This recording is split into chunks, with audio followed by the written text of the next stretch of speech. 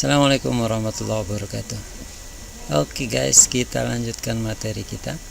Di video yang terakhir kita sudah sampai di tahap perhitungan. Saya akan mengulanginya dari tahap ini, perhitungan. Tabel yang Anda lihat ini itu adalah tabel yang dikembangkan dari data hasil penelitian yang ada di soal. Tabel yang tadi dikembangkan dari tabel yang ini. Kemudian kalau tadi dikodekan dengan A, maka sekarang dikodekan dengan Y. A1 menjadi Y1, A2 menjadi Y2 dan seterusnya. Dalam menghitung nilai-nilai yang ada di tabel ini, saya menggunakan bantuan program Excel. Data yang di atas tadi setelah saya copy ke Excel menjadi seperti ini. Saya mau merubahnya menjadi tampilan seperti ini. Ada beberapa hal yang saya lakukan. Pertama, saya akan tambahkan kolom di samping setiap data. Di sini saya tuliskan dengan nomor. Kemudian ini saya rubah jadi Y1, kemudian ini Y1 pangkat 2.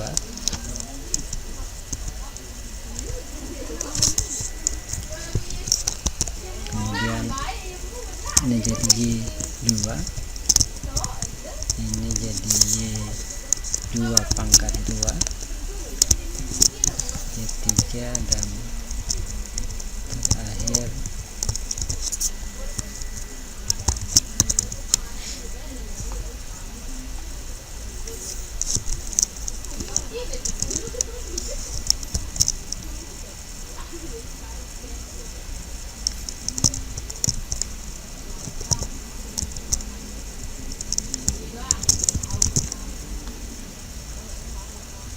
kemudian untuk nilainya Y1 kuadrat, ini berarti kita mengkuadratkan angka 7.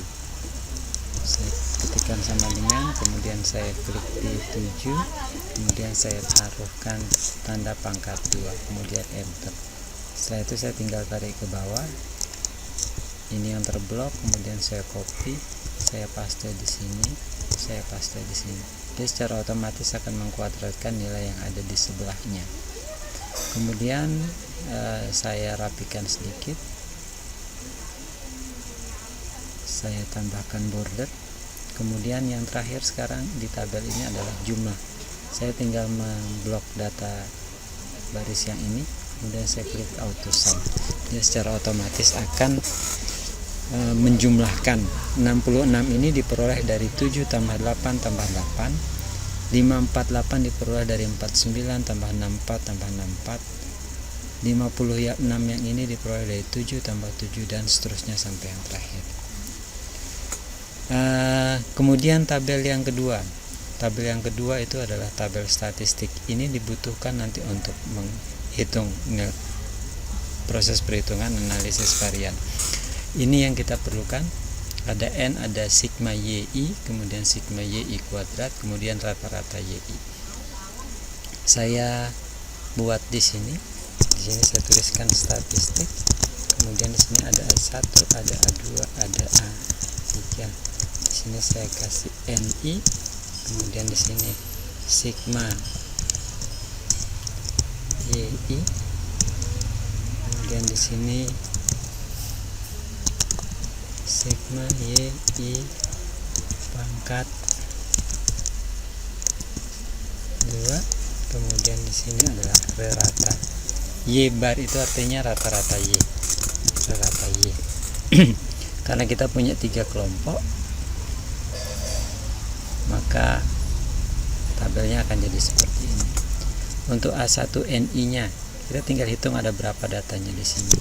Ada 1, 2, 3, berarti dia ada 8.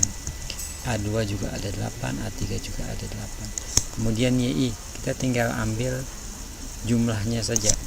Saya ketikkan sama dengan, kemudian saya klik di sini 66. Saya tekan enter. Kemudian untuk A2 itu yang ini, saya akan ambil jumlahnya. Saya klik dulu di sini sama dengan, terus saya klik yang di sini, kemudian enter. Begitu juga untuk yang A3. Kemudian untuk jumlah kuadratnya sama dengan untuk Y saya ambil dari sini, untuk A2 saya ambil dari sini, dan terakhir A3 saya ambil dari sini. Kemudian rata-rata saya tinggal ketikkan sama dengan, kemudian saya klik ini, kemudian saya bagi dengan banyaknya data. Yang harus diperhatikan untuk Y di sini simbolnya adalah dengan huruf besar, bukan dengan huruf kecil.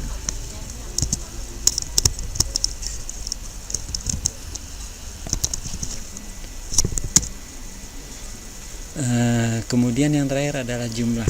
Kolom paling kanan itu adalah jumlah. Di sini saya akan menghitung jumlah untuk ketiga kelompok. Saya tinggal klik di sini, kemudian auto sum. Demikian yang ini juga auto sum, yang bawah juga langsung auto sum, cuman datanya yang ini. Teman-teman harus lebih familiar lagi dengan Excel, karena Excel itu adalah program yang sangat luar biasa. Ini saya tinggal copy. Dari mana dapat 7? 7 dapatnya dari 56 ini dibagi 8. Dari mana dapat 8,25? Dapat dari 66 dibagi 8. Kalau kita klik di Excelnya, di sini akan muncul dari mana kita memperoleh sebuah nilai. Ini kemudian kita pindahkan ke PDF. Hasilnya seperti ini, 825 di PDF, di sini juga 825. 7 sama 575, di sini 7 sama 575. Kemudian sekarang menghitung jumlah kuadrat. Menghitung jumlah kuadrat itu kita mulai dengan jumlah kuadrat total. JKT itu singkatan dari jumlah kuadrat total.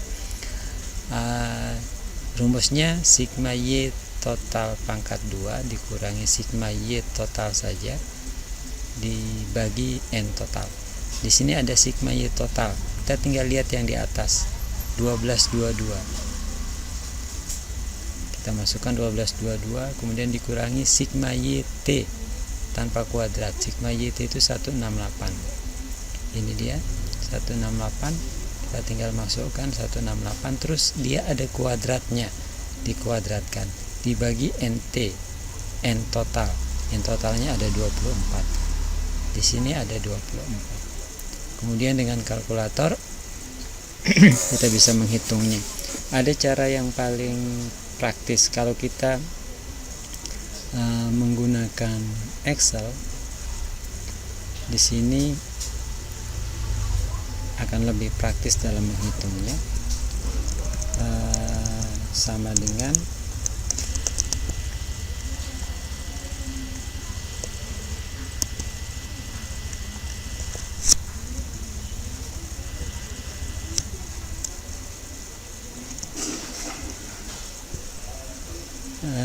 sama dengan 12 dikurangi, kemudian ini dikuadratkan,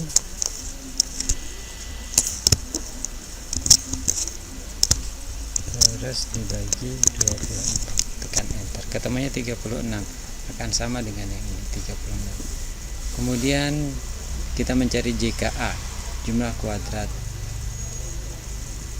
antara. Rumusnya seperti ini, pelaksanaannya seperti ini.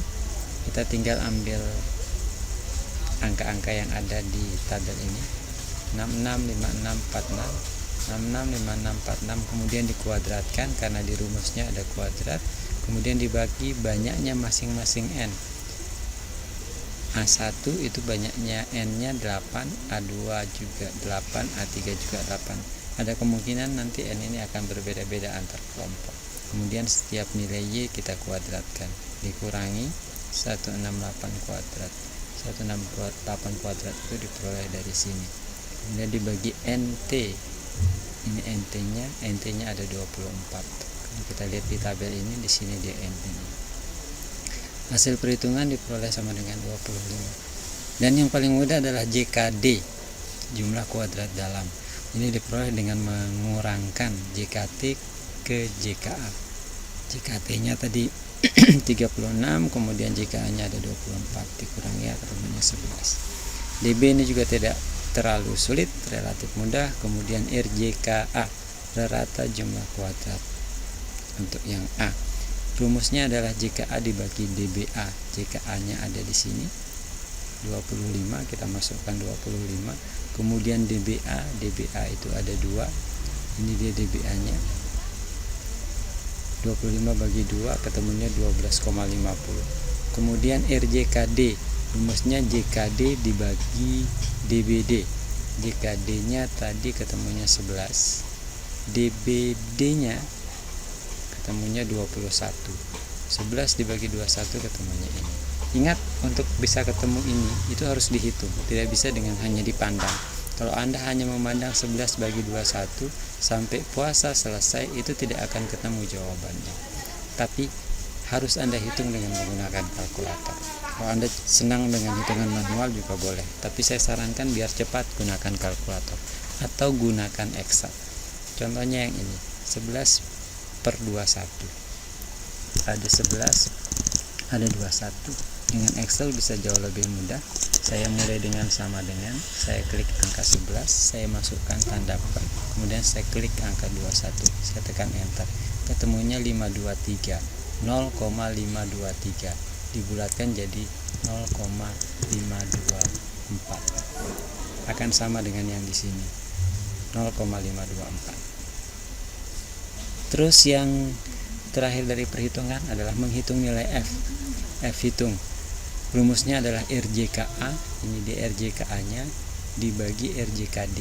Ini RJKA-nya 12,5, kita masukkan, ini RJKD-nya 0,254. Ini juga harus kita hitung dengan kalkulator. Anda pandang saja sampai puasa berakhir, tidak akan ketemu hasilnya, harus dihitung dengan kalkulator. Kemudian nilai-nilai yang kita peroleh tadi dari jumlah kuadrat, derajat bebas, RJK sama F hitung kita masukkan ke dalam tabel yang disebut tabel ANAFA. Format tabel ANAFA-nya seperti ini. Kalau bertanya dari mana dapat 25, ini ada di kolom JK. JK 25 ini berarti JKA. JKA itu 25. Dari mana JKA 25? Ini dia. Kemudian JKD 11. JKD itu adalah 11. Dari mana dapat 11? Kita sudah hitung tadi, ini dia. Begitu seterusnya sampai yang terakhir, kita sudah hitung semua. F hitung itu 23,8. RJK-nya juga sudah kita hitung di sini. Itu perhitungan. Kita sudah ketemu F hitungnya sebesar 23,85. Sekarang langkah yang terakhir, menarik keputusan dan kesimpulan. Keputusannya bisa berbunyi H0 ditolak karena F hitung, berapa F hitungnya kita sebutkan lebih besar dari F tabel 3,47. Kalau Anda lihat 23 itu pasti lebih besar dari 3,47. Berarti ini sesuai dengan kriteria keputusan yang kita buat di langkah ketiga. H0 ditolak jika F hitung lebih besar. Lebih besar. Jadi kalau F hitungnya 23, F tabelnya 3, berarti F hitung lebih besar daripada F tabel. Karena lebih besar maka H0 ditolak. Ini sesuai dengan kriteria keputusan. Atau cara lain yang lebih mudah adalah dengan menempatkan nilai F hitung dalam kurva normal.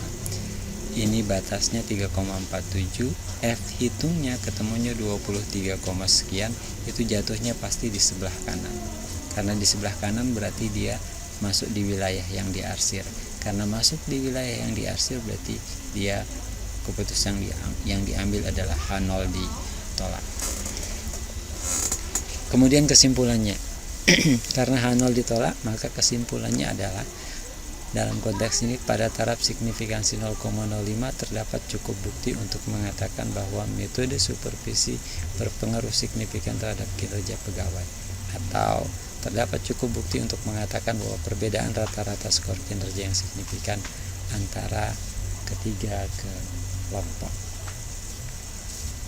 Jadi kalau HA-nya diterima atau H0-nya ditolak, maka kesimpulannya adalah sesuai dengan yang ditanyakan. Seperti ini. H0 ditolak, berarti HA yang kita terima. Karena minimal 2 mu tidak sama, maka metode supervisi berpengaruh terhadap kinerja pegawai. Itu untuk contoh yang pertama. Sekian, terima kasih. Assalamualaikum warahmatullahi wabarakatuh.